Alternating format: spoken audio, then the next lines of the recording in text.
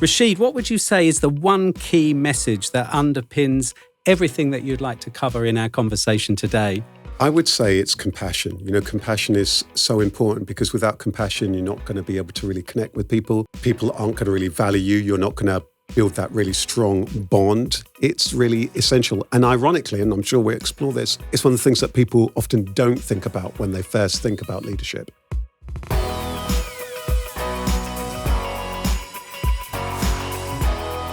Hello. Our guest today is Rasheed Ogunlaru, a sought-after leadership coach, seminar facilitator and author, whose work spans across the worlds of business, the media and entertainment. His unique approach focuses on the personal work that leaders need to do to show up with authenticity and integrity. And for Rasheed, it's all about heart. In his role at the British Library's fantastic Business and IP Centre, he works with aspiring and established entrepreneurs, getting them to look at themselves just as much as at their businesses. I'm Robert Digings, and this is Highly Relational, the podcast about creating, leading, and developing great teams at work, along with all the joys and perils of human collaboration. If you're a leader, a manager, an HR professional, a coach, consultant, or trainer, you'll find real value here about how to elevate your work as the series unfolds. In this conversation, Rasheed explains why transformational change is only possible when leading from the heart, how compassion and courage are two sides of the same coin, and the surprising link between singing and great leadership. Ambitious, determined, ruthless maybe. Isn't that how we often think about strong leadership? But are those really the traits senior leaders now need to embody? Rasheed believes that the best leaders lead from the heart with compassion, one of three essential qualities we'll be talking about today. So I began by asking him how come he believes compassion trumps all the other qualities 21st century leaders might aspire to have. Well, I have a saying that, with compassion is even more powerful than courage. With courage, you can conquer the world, but only with compassion can you build it or heal it. When you're talking about teams, when you're talking about organizations, when you're talking about or businesses, there are so many moving parts. It can be so challenging. Take the world that we live in now. There are just so many challenges. There's economic challenges, there's people challenges, and so on. The compassion bit means that there is a kind of gel, that there's a respect, that people feel valued, be it that your customers you're talking about, be it that the team that you're talking about. There's going to be all sorts of personal challenges that are going to emerge. And there's going to be all sorts of times where things jar. And so compassion is the thing that can move things along. Without that kind of care, it all falls apart. It all becomes meaningless. I've heard a kind of comparison, and I'm sure you've come across it too, about the difference between sympathy and empathy and compassion. And in that kind of example, compassion is about really caring for the other person, but also willing to do something to help. How would you frame it? When you say compassion is the number one thing, the number one priority, how do you define it? What do you mean by it? In some ways, it's something that you can't define and you just feel. So, for example, today I was running a team. In fact, it was a leadership development course. And today was all about inclusive leadership, where compassion's going to be important. You've got all sorts of different teams, all sorts of different needs, and that's going to be very important. But we're also teaching presentation skills. And there came a point then, and almost in every event that I run, where I start talking about stuff from the heart, the heart, compassion. And as soon as I do, people start leaning forward. And this is both people who are very heart-centered and people who are quite cynical of that stuff. They all lean forward as though there's something powerful and potent in it. And people know when they have been cared for. People know when they have been met. Sometimes you'll say something that bypass their head and will hit them in the heart. You know it. You know when people have treated you with kindness. Think about it in any aspect of our lives. When somebody's treated you with real kindness, there's a feeling thing that happens, and you feel good. You feel valued. You feel honored. You feel heard. And so it's sometimes something that you can't. You can define it. You can try to, but unless it's embodied, unless it's authentic, it's meaningless. So you're encouraging us or inviting us to enter the realm of the heart, not the realm of a conceptual definition of compassion, but a felt sense, an embodied sense. That's right. And heart lies at the heart of your practice, doesn't it, as a coach and as a leadership consultant? Very much so. I often say, I have this saying that coaching is my career, but compassion is my business. And I've another saying, everything boils to love and compassion or its absence. In a way, if we look at the world that we're in now, it's politically charged, where there are so many challenges environmentally, economically, cost of living, just wherever it is that you look. Compassion is often the one thing that you feel is not in the room. But when it is in the room, in organizations, it's very powerful and profound. I'm working with at the moment, do some work with an organization that are in a very challenging situation because they've got one office in London, they've got an office in a part of the world that's affected by war at the moment. And without the kindness and the compassion of the staff with each other, everything would fall apart. They wouldn't be able to do the day-to-day work because they're stretched, there's all sorts of uncertainty. The compassion is keeping the team together. On every single level, it makes sense. On a human level, it's just wise to treat people with kindness and compassion. But actually, ultimately, on a business level, when people feel as though they're valued, they give more. But you're absolutely right with what you say, Robert. That's very powerful here, that what we're talking about is an embodied sense of compassion. That's really, really important. So you can't fake it. You either have it or you don't. And as a leader, these are qualities that you're going to need in today's world where there are just multiple challenges and where you've got staff who are going to have all sorts of different things going on, and when your customers are going to have all sorts of things going on. And you're going to also need that deep emotional intelligence, which is really heart intelligence as well.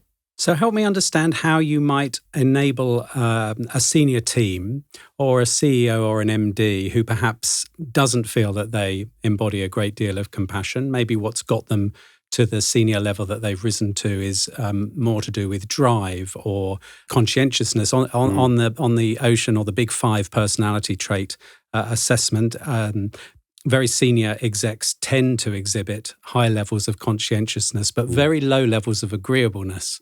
And one might argue that compassion and agreeableness are linked. How do we kind of square that?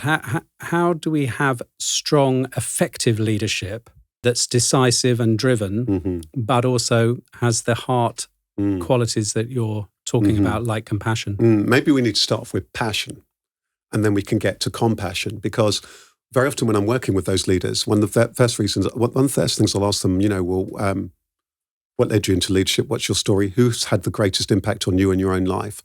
And then they'll usually speak, Robert, passionately about this person who helped them or saw that they got talent or encouraged them here and so on, who cared about them and they cared about their particular future. And the passion is the starting point. Now, you're going to need to find compassion, first of all, often for yourself, because it can be hard and people often are tough on themselves. It may well be that the chances are that people will probably, even those leaders will probably have compassion somewhere else in their life. It just may not be that they may not consciously bring it to the fore when they come to the workplace. But there'll come moments in their career where it will be required of them. And it's often at those most cutting edge times. There's a major restructure and it's going to be really, really tough. Tough on them, tough on the people who are going for it. So there's going to be all sorts of things that will happen where it will need to be discovered or rediscovered. And sometimes it's only when those difficult times arrive that we realize, I've got to, often it might be, Robert, where there's been burnout, there's something major going on with the team, somebody's really struggling and so on, or where people are at their wits' end, what am I going to do? Those are the times when all the things once taught in all the books and so on won't work. I have a saying, that there'll become a time, in fact, many times where all the tools, the techniques won't work. Then what are you going to do? Then the compassion is going to be required for yourself often, because it can be tough, to know when to pause, when to take a break, when to allow yourself holiday, when to realize there's nothing more that you can do on that particular thing. But they are going to need to be both two things at the same time. For me, it's you need to be, as a leader, compassionate and dispassionate. But you need to be them both at the same time. Dispassionate, okay, who are we, why are we here? How can we ensure we make best decisions? But then compassionate to deliver those decisions with heart, like somebody in healthcare. I love the way you've drawn attention beautifully to the one of the essential paradoxes of leadership, of which there are numerous. And in the work that I do with teams, paradoxical things seem to come up all of the time. So you use the word tough, but you've also used the word compassionate. So it's the blend, the mix of these two things. And it's perhaps more common for us to be at one end, one or other end of that polarity. How do we work at moving? There are lots of very compassionate people who want to be able to be tough. Yeah. And then there are lots of very senior people who have got there by being tough, who now perhaps want to pivot in the way that you've just described. But how do they do it? I think it's like all things, it starts with that self-awareness. Where am I at? What am I trying to achieve? Maybe the best way to look at it is how I often refer to it. You've got basically head and heart. So the head is, who am I? Who are we as an organization? Why are we here? What are you trying to achieve? What's the strategy? All of that kind of stuff. And then there's heart, the empathy, the kindness, the compassion, the care, and all of those kind of things. Both will be required. It's maybe the starting point might be thinking about which of those seeming polarities is the one that you start with. Some people, because of the nature of what they do, might find themselves in one thing more than another. They might be in a very much process role or organization or whatever. It might be far more that there's the head bit, or somebody might be in a caring industry or a caring kind of thing where the heart might be more naturally their kind of starting point. But you're right, on this journey of leadership, it's going to require both. And the beautiful thing is that if we realize that leadership is a learning journey, then we first of all accept there's going to be all sorts of different skills that I'm going to need. Then it's easier to accept that the heart stuff or being able to be really tough is really quite, but I don't see them, it's interesting about the paradox here. I don't see them, that the more of this work I've realized, I've come to realize that I'm disserving somebody who I'm coaching if I'm not able to be tough with them, but I'm able to be tough with them because I care. Say something about how this plays out in the endeavor of collaboration, maybe the actual dynamics of a senior team, an intact team, or an executive team. How do you see the head and the heart playing out in a way that leads to high levels of collaboration, of human beings coming together for a shared purpose? Yeah, maybe this is where it'll be good for us to bring another word in, which is motivation. So it's interesting. It probably comes up in your work a lot of the time, Robert. It certainly comes up in my work. And, one of the things that makes me laugh sometimes, and I'll say it to senior leaders, that people often say, "Oh, Rasheed, can you come along and can you do a motivational session? Can you motivate this team?" I often say you can't motivate anybody until you know what their motives are. So for that senior team, for example, we need to find out what makes each and every one, or any team actually, what makes each of those people tick. And I think there's something that when we realize that there are different things that make each person tick, then we have a starting point. What are they interested in? What's their passion? Why do they come to be here? Why do they do that job? We've got to start off with asking lots of these kind of why type of questions. When we get to that, we find out what the kind of motivations are, and then we can begin to explore as a team, how do we go on this journey? So, for example, I've been asked to do a piece of work with an organization that's going through a lot of change, perhaps too much change, some of it necessary, some of it early on, perhaps maybe it wasn't necessary. And I'm probably going to be involved in doing some of the work with the very senior leaders. I need to find out, first of all, what page they're all at, why they're there. I need to understand how well they get on, how well they even know each other. Do they even know each other? And are they all signed up to the journey that they're wanting to take the organization on? Might even be valuable to know, let's say if they're not signed up, then then that might even be useful. Why or why not? Do I stay? Do I go? So we need to kind of just find out what is the motivation of each person. Because when it comes down to the ground level of getting the best out of individual members of staff, you need to know what makes them tick. Why are they there? What do they want to do? What are their aspirations in their job, in their role, in their organization? Same thing with leaders. The good thing at the leadership level, when we find out what makes them tick, that can often be the doorway back into the heart.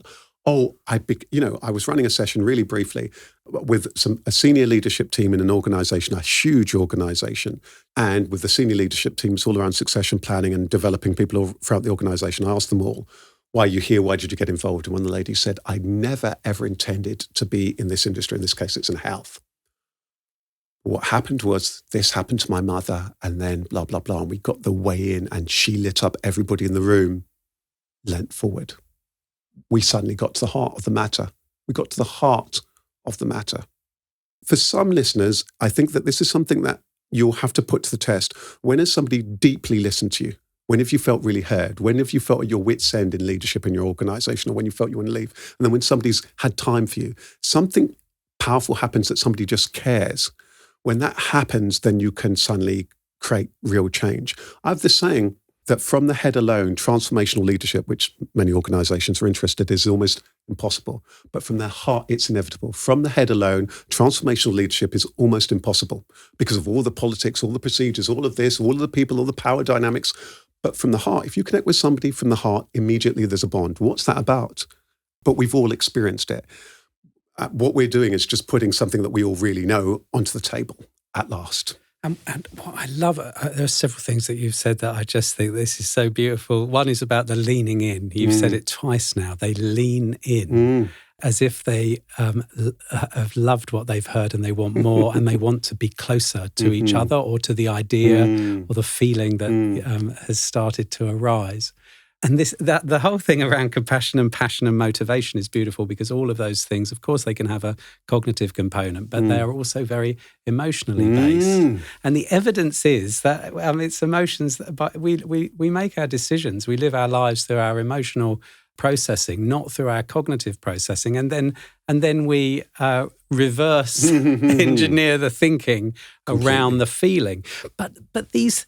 You're preaching to the choir here with me. So I need to perhaps think about somebody listening to this who's kind of more cynical. I love cynicism. So there may be a place for the heart in certain situations where it's possible to really care. Somebody is ill or their family are ill, or someone in the family, a parent is dying, a child is poorly. But when it comes to the real nuts and bolts of successful corporate business, which is about money and great ideas and innovation, and possibly making really tough, to use a word you used earlier, really tough decisions, is that not really a place where the heart needs to be left to one side? That's a beautiful question. It's a great question. It might at a first glance seem so, but let's imagine in that very, very hard situation, that very tough situation, you've got people in your team underperforming. There's a whole thing where people talk about, for example, in the UK, where we happen to be based recording this, where people talk about performance and underperformance. I remember decades and decades ago, Robert, hearing a piece of research where lots of people said that they feel as though they perform at something like 60% of their potential. Then there's something, okay, well, why is that? Why is it that sometimes there are those issues about performance or underperformance? Is it that somebody doesn't feel that they are heard, that they don't love what they're doing, they don't feel that they've got, that they're respected?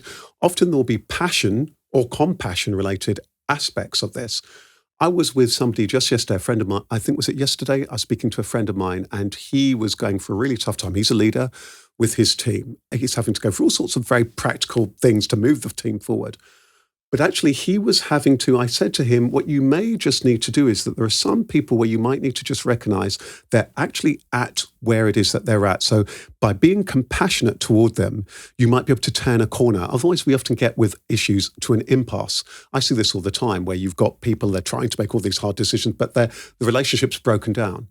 I've worked in organizations like that where the relationship's broken down, where you're not going to be able to make any headway, any more progress.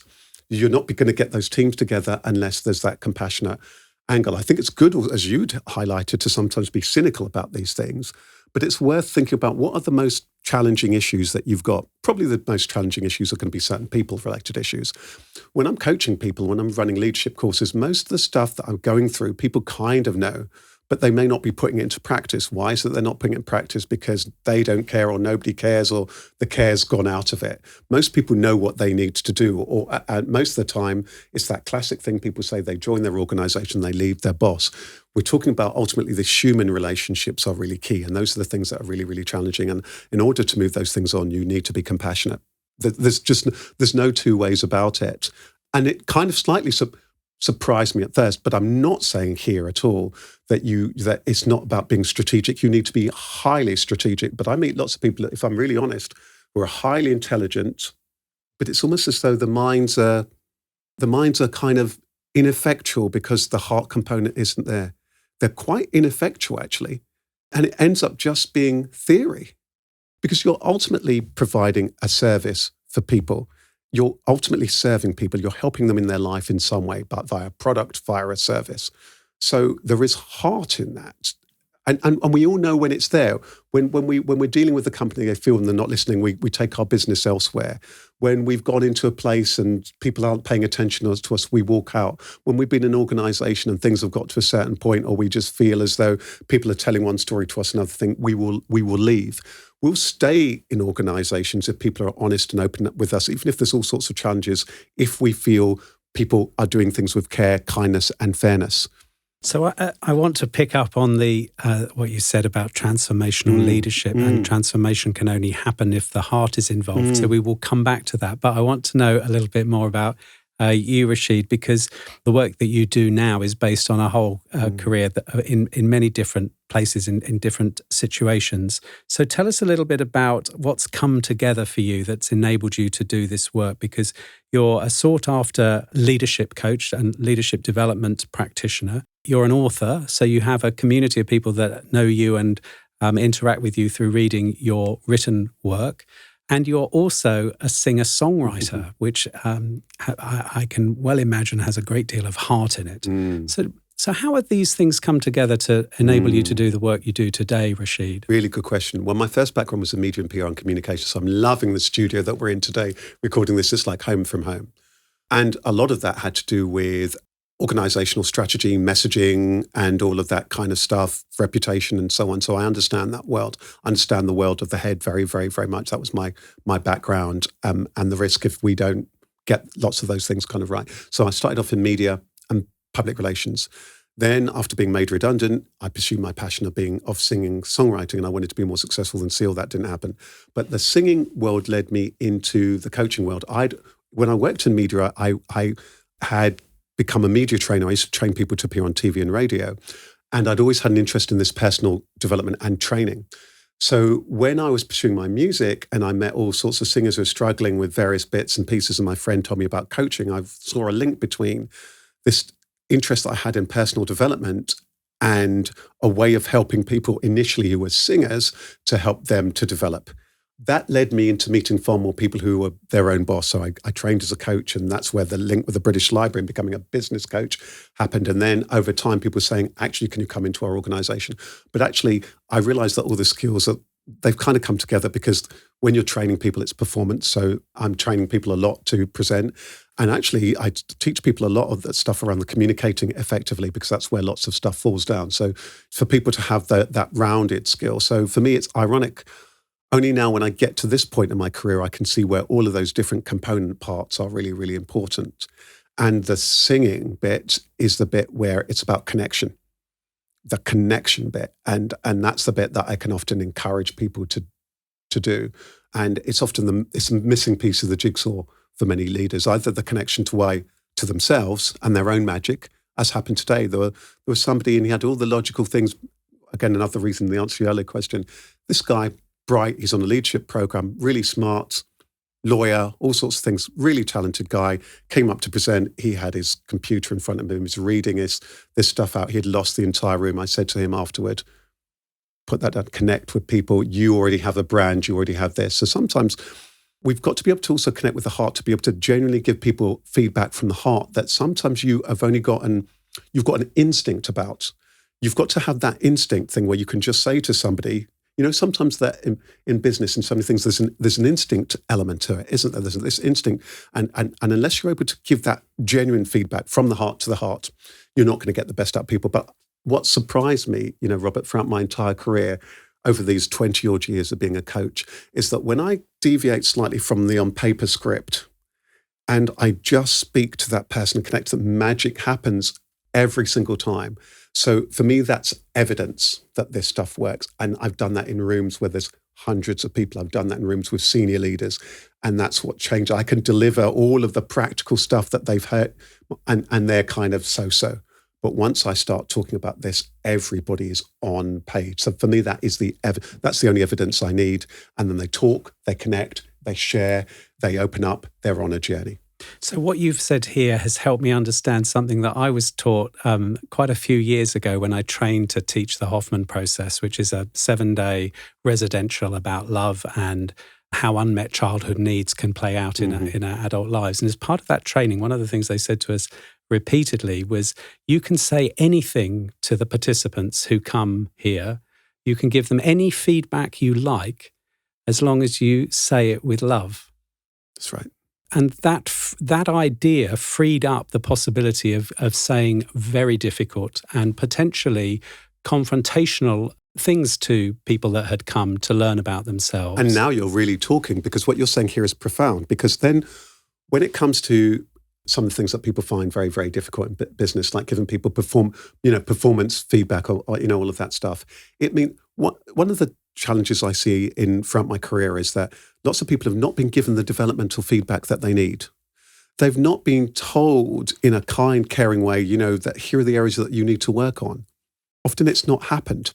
So what you describe is very powerful, because if somebody's coming from the heart, the care's already there, the person knows you already care about them, then you're often able to say, look, I noticed that you did that, da, da, da, da, da, da, da.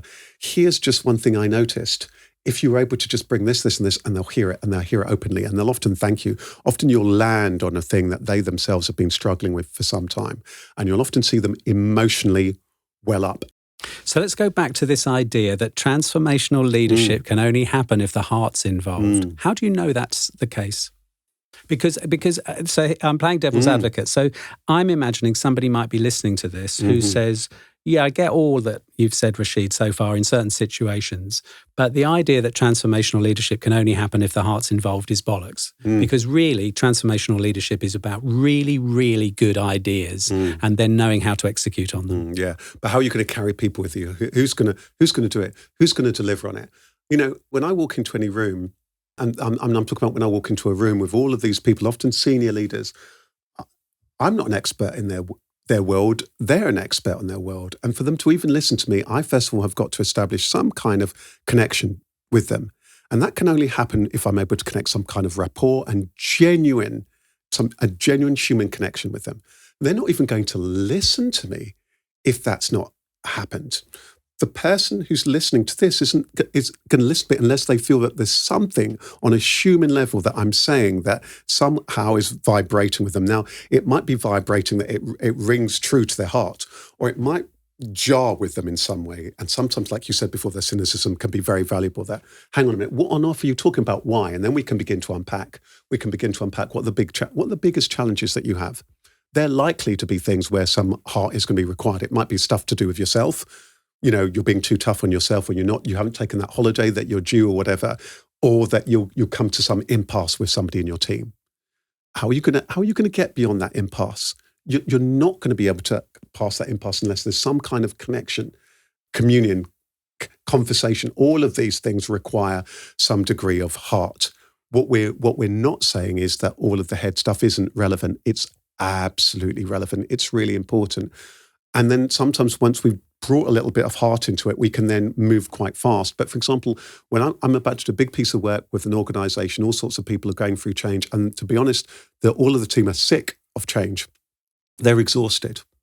If I was to just go in with another lot of theory, and we need to do this, and here's the transformation, nobody's going to listen to me. But if I go in saying, you know what, I'm mindful it's been a really, really tough time. I'm mindful some of you don't even want to be here.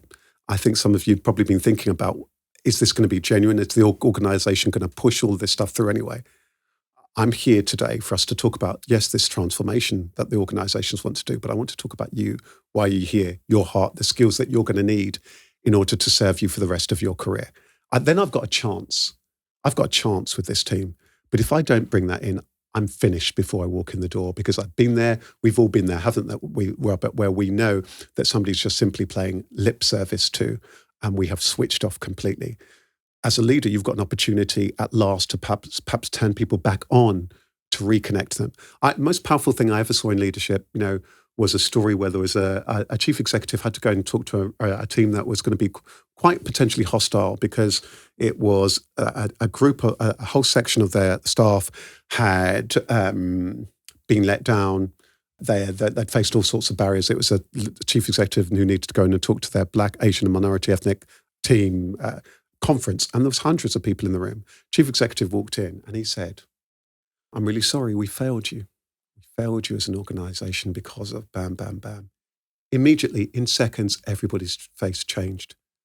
It was like all of a sudden everyone, instead of being one person was on this side of the room and the other, They were like one, working together. By the end, the camaraderie was powerful. That would be impossible if he was just to say, this is what's going to happen next. Who's going to be listening? Oh, they might pay lip service to it.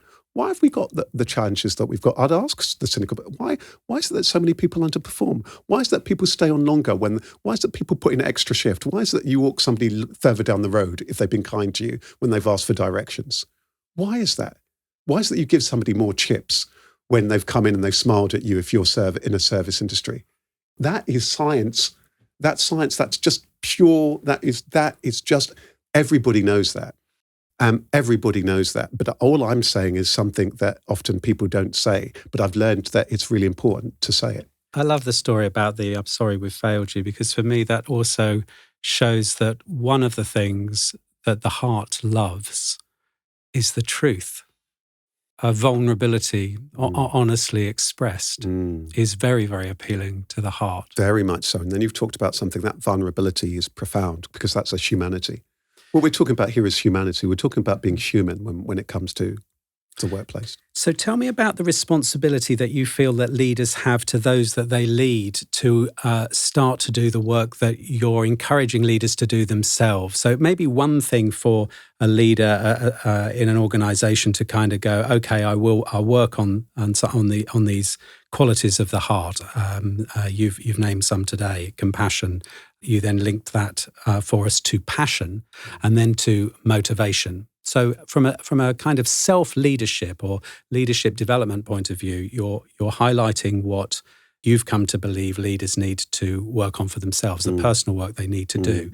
But how does this manifest in a leadership style that encourages these things in others? Yeah. I think that one will naturally lead to another, because I think for any of us who are leaders, we need to pause and reflect, and often, and ask ourselves, why am I here? What am I doing here? What's the organization about? What can I bring to this, or what can I bring to this particular role? It might happen at certain moments when you've got a new project. It happens at certain times in our career when we need to check in. So we need to do that self-checking in often about who am I? Why am I here? What am I doing? And when it comes to developing your team that you've got to do the same thing with them.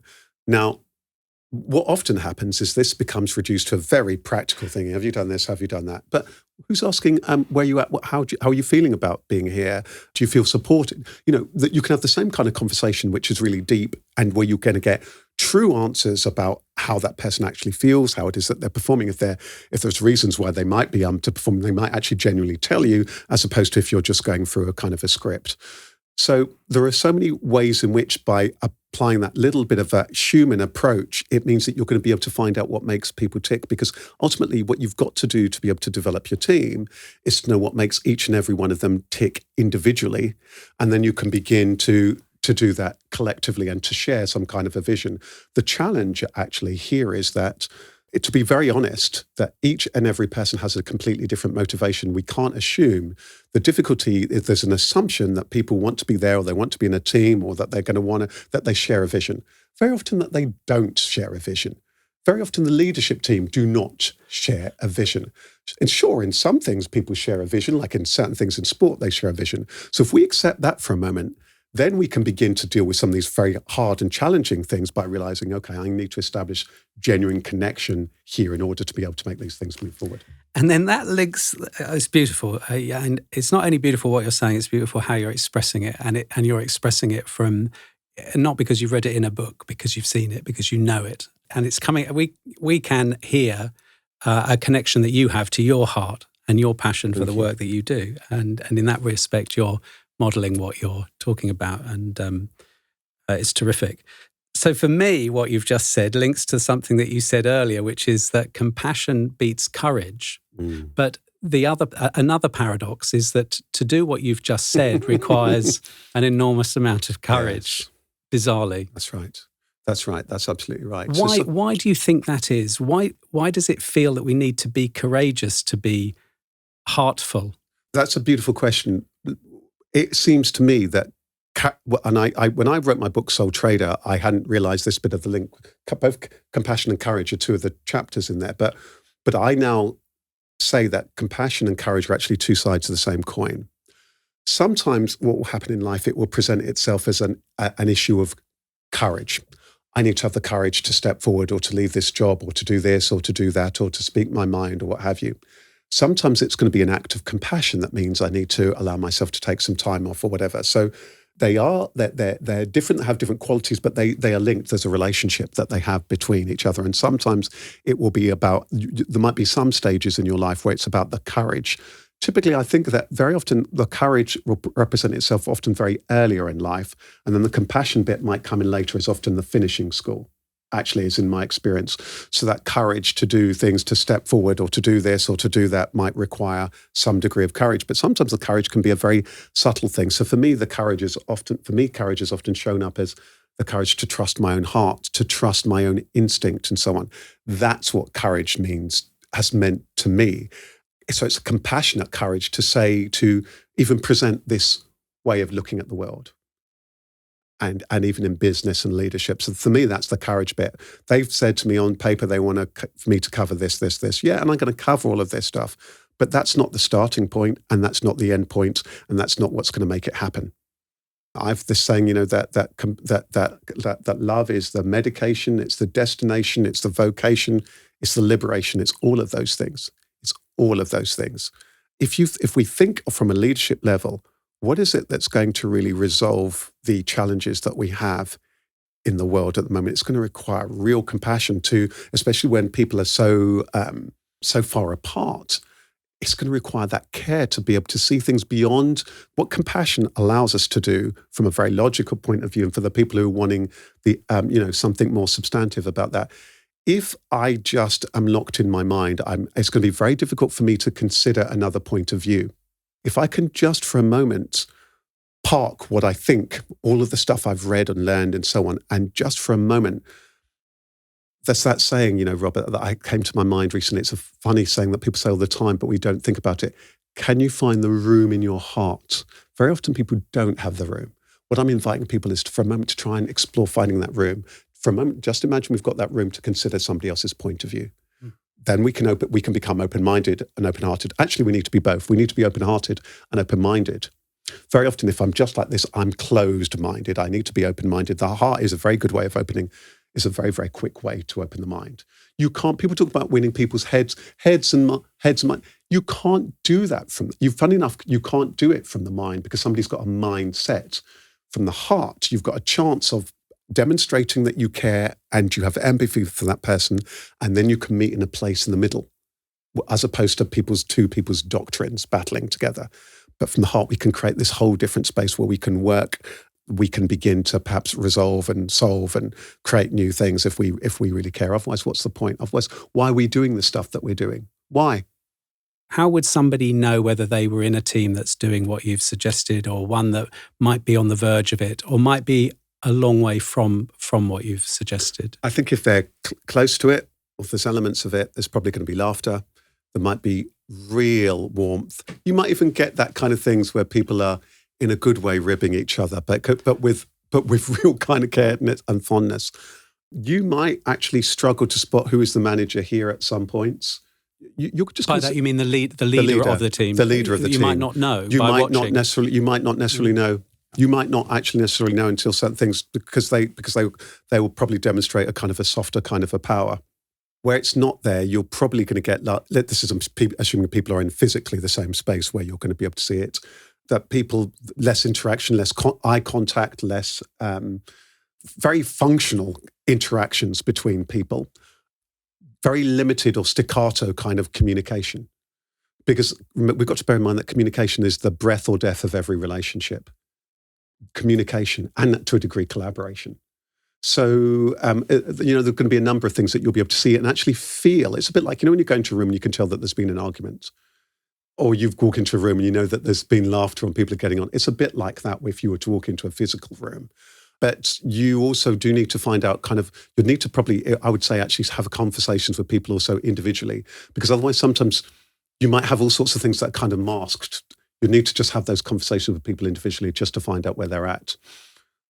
And then to begin to get a sense of where they are actually as a team, because they might even appear to be a functioning team, but it might be quite low functioning compared to what they could possibly potentially achieve. And you've kind of alluded to it earlier that, in fact, if you do this work and start exploring what people's passions are and what their motivations are, you might, in fact, unearth quite a lot of difference of opinion.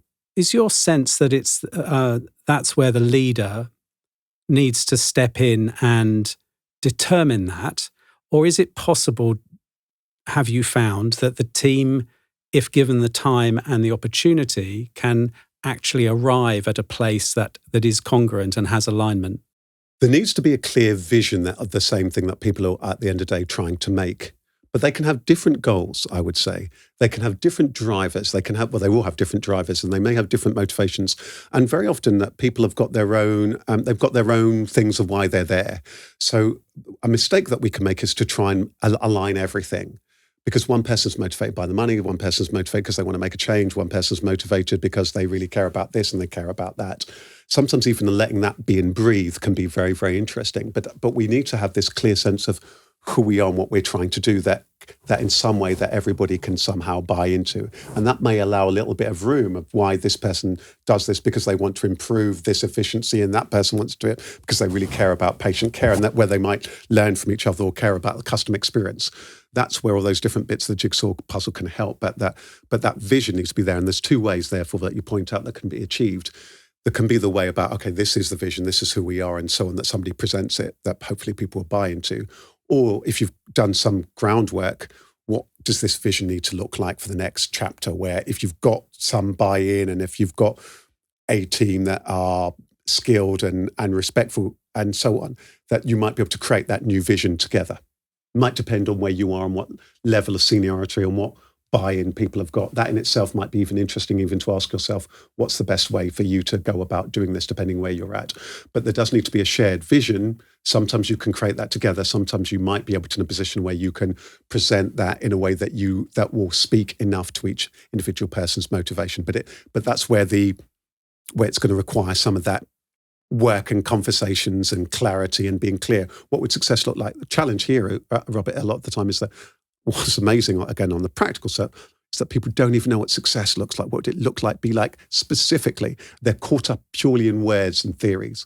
We need to know emphatically what would success look like for the customer, for this person, for that person, for us as a team. Then we can build that vision. But often that's missing. We've got a mission, which is abstract, and everyone's got their own way of doing it. But we need to then have something that we can really see. And that's often missing in where we don't have the heart piece, or where it's just become lip service or other nonsense. Do you think that some senior teams can do this work on their own, or do they need a coach or a consultant or a practitioner like you and me? But let's not be self-serving about it. Can teams do this on their own, or really is it for someone to come in and help? I think if you've got a good team where you respect different people with all the different thingies, their different skills, you might be at a point, you might be listening to this and think, actually, we can do this. But there'll be many occasions where there could be a value in having somebody outside from that team, and very often outside of the organization to do it. But a lot of this stuff lots of the ground level stuff you can do. And then it might be just from time to time you need to do a piece of work with somebody external. It's not an impossibility. And how would you describe the role of the leader of a team who's doing this work seriously and wants to do it not just for themselves, but wants to do it with their team? What might that look like? In many ways, you're a facilitator. You're a facilitator for people and their careers and their pathways, and you're somebody who's charged and gifted with a responsibility for things for your organization, for the people who it is that you're meeting, the people who you serve, and the stakeholders and all of this kind of stuff. So you're a facilitator, and your job is to really create the conditions in which everybody in your team can thrive and where they feel valued. If you get this stuff right, you're going to be the person, like the school teachers that people go on about forever, who really empowered them and supported them, whether they stay or whether they go. If you get that stuff right, you'll be the person who's going to be able to evoke change. But you may well need to sometimes be out there and be courageous and to call things out and to challenge and all of that stuff. So that's where you need both the head and heart, because then you're going to be able to have those tough conversations. But people will know also that you've got the heart and the compassion, that you're coming from the right place when you're saying the things that you're saying around the top table. You won't be able to make those real big changes in the organization when things are going the wrong way if people don't know that you have them and the organization and what it's about at heart. If you have that, then you'll be able to raise those very difficult concerns. You'll be able to, before they become really, really serious. And how much disagreement would you expect a leader to have to navigate and facilitate to do this seriously? What would you? Oh, there's so much of that all the time. And it is a bit, there'll be times in this journey where it's lonely. And you talked about, I think even before we began this recording, about self-compassion. That's a bit where self-compassion, there'll be times in this where this bit is very, very, very lonely, because there'll be times where you're needing to do a lot of groundwork, getting people together, blah, blah, blah, listening to people and so on. And you've got to realize that the people you're supporting, some will have all sorts of things going on that means that they can't fully engage or necessarily respect or treat people with kindness or care or compassion. You're role modeling those things that you're wanting to develop in your team. You might be lucky, you might have a team where lots of people have that, but you might be one of the first people who's having that or demonstrating it or saying it's okay to bring that back into the room. So expect quite a lot of the times with lonely things where you're going to feel as though you're the only person who gets that. But that's okay. But that's okay, because bit by bit it will shift and it will change, and you'll know why you're doing that, and you'll be able to build that rapport. But you've got, it's a journey. And for me, that's where a really good psychotherapist or an experienced coach can be enormously valuable to support a leader who is going on not only a self-inquiry, but is attempting to lead in the way that you've suggested. I want to today. say something very controversial there. That's good. That's good there, and it ties in with that thingy. I think that sometimes I say to people, care about people, yes. Care about how they feel, for sure. But care about what they think, beware. So in other words, this may allow you sometimes, in all the difficulty that there will be in organizations, to know that people have very different views from you, or this and that, or certain things may not align. So if you care about them fundamentally as a human being, it will mean even the time when there seems to be such huge discord or even distrust, that you can still show up, you can still make some kind of progress, even in the most challenging times, without feeling as though you're going into some deep spiral of losing it all. So I know one of the things that you do, because you alluded to it, I think, earlier on, you do motivational speaking, and you've definitely motivated me today, Rasheed. And so for somebody listening to our conversation today who's just like, yeah, bring it on, I want to try something, I want to do something different, whether they're a leader or a member of a team, what could they do? What one thing could they experiment with or suggest that would point in the direction that you've been showing us today? I think that there's a few things you could do. One, take time to just pause and reflect, ask yourself where you're at, and give yourself gratitude for all the things that you've done and achieved in your career, so that you show up feeling warm-hearted. Take that time to really take an interest in everyone, be really, really present with them, find out a little bit more what makes them tick. Maybe just listen to them a little bit more. Be really present in team meetings. Simple things like that will make a big difference to begin to have that bond. Maybe begin to bring in some of these ideas. Could we talk about this? Could we talk about career development? Could we talk about why we're all here? Maybe bring some of these ideas into the table, have conversations about. And maybe the most valuable thing that they can do is show up being themselves, knowing that who they are, their personality, their qualities have value in that room. So it does require being engaged. Be engaged, be yourself. Be open-hearted, care, take time out, and take that self-care.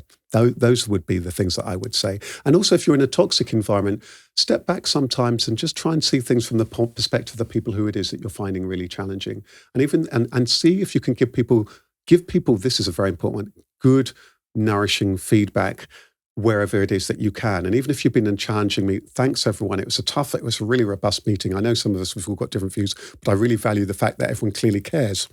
Then you're on the way. You've made 2 or 3 steps down Compassion Road, as I would call it. Rasheed, thank you so much. You have shared with us some absolutely terrific ideas, very much conceptual and theoretical, but you have also brought heart into our conversation in huge quantity. It's been an absolute pleasure speaking to you. Thank you. It's always a pleasure, and thank you so much for the work that you do, Robert. It's always a pleasure.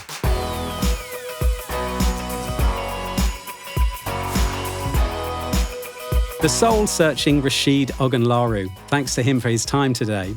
If you enjoyed this conversation, then check out Rasheed's book, Soul Trader, and look out for his next venture, Soul Leader, which is coming soon.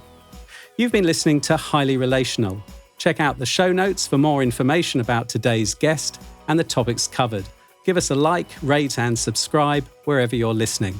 I'd like to thank today's studio manager at VoxPod, Hector Lee. Our researcher is Ella Halsell, and the series producer is Ollie Guiu. I'm Robert Digings. Thanks for listening, and bye-bye.